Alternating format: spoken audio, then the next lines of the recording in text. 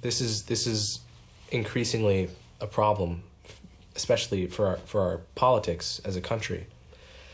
The way I think of it, I mean, do you remember the Sarah Jeong controversy where the New York Times hired Sarah Jeong as a writer who had a several year long history of tweeting really vile things about white people, celebrating the fact that white people might stop breeding, for example, things that would be recognized as straightforwardly racist if they were said about black people. In fact, Candace Owens retweeted, she copy pasted Sarah Jeong's tweets but replaced the word white with black and got banned from Twitter almost instantly. Wow. And then reinstated, which I think is telling it. Yeah.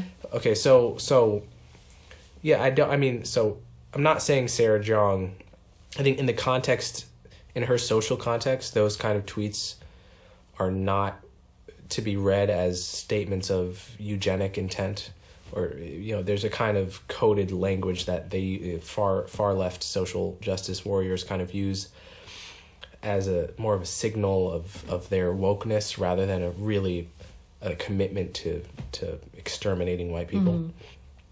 But the problem is that if you're sort of a typical middle America white person who watches Fox News and you voted for Trump, maybe you don't like everything about him, but and you're watching Fox News and you see New York Times hires writer who has said that she wants white people to stop breeding. And New York Times did not apologize for this. Think, nope.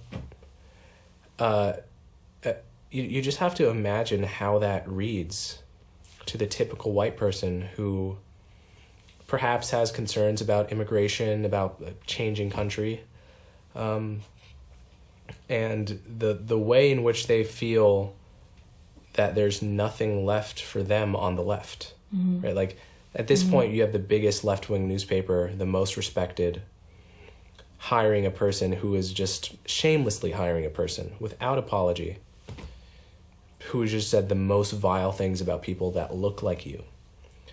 And this is a huge problem for our politics. I mean, you have to wonder why so many people are Trump supporters who know that Trump lies a lot. They know that he's a scummy person, but they don't care because look at the alternative. I mean, the alternative is just a half of the political spectrum that celebrates their non-existence. That's a problem politically that is only getting worse and worse.